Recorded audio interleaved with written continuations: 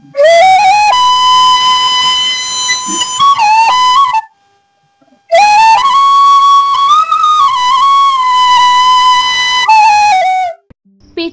অভিকাশ্যপৰ জীৱন সংগ্ৰাম, যাৰ সপোন বাহিৰ সুৰেৰে জীৱন জিনাৰ।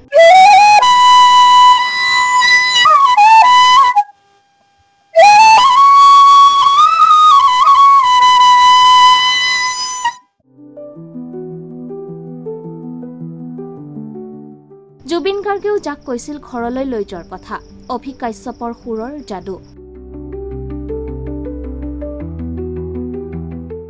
মুম্বাই তথা বলিউডৰ আইকনিক ষ্টাৰৰ শ্ৰেষ্ঠ বিজয়ী তেওঁ জি বাংলাৰ সাৰেগামা পাৰ লগতে ইণ্ডিয়াজ গট টেলেণ্টৰো নিৰ্বাচিত প্ৰতিযোগী।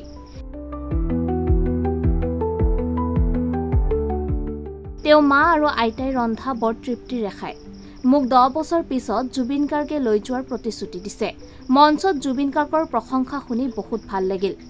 জুবিন গাৰ্গৰ সৈতে মঞ্চত বাঁহী বজাই আপ্লুত যোৰহাটৰ এটি কণমানি। মাতৃয়েও বহুত কষ্ট কৰি অভিক আগবঢ়াইছে। আৰ্থিক দিশটো অলপ দুৰ্বল হলেও তথাপিও অভিক কষ্ট কৰি আগবঢ়াই নিছে মাতৃয়ে। অভিকাশ্যপ শৰ্মাৰ চিত্ৰকলাটো আছে প্ৰতিভা। অভিৰ যাতে ভৱিষ্যতে সপোনবোৰ হয় আৰু সফল হয়। নমস্কাৰ, মই অভিকাশ্যপ শৰ্মা। পোনপ্ৰথমে আজিৰ ভিডিঅ'টো চাই থকা সকলোলৈকে মোৰ শ্ৰদ্ধা ৰক্ষা জ্ঞাপন কৰিছোঁ।